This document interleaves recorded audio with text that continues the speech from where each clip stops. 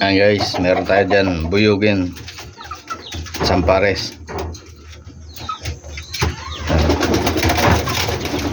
Isang pares yan. Yan yung gagawin natin na namang isang materyales para makapagpalahi tayo.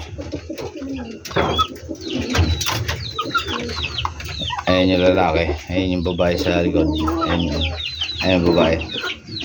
Babae lalaki yan.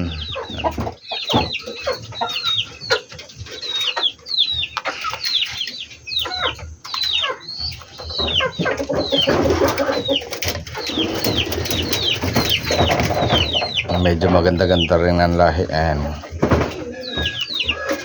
Gagawin natin silang ano. Yan ang palalahiyaan natin.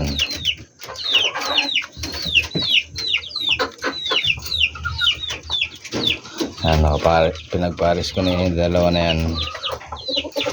Parehas pang bata yan.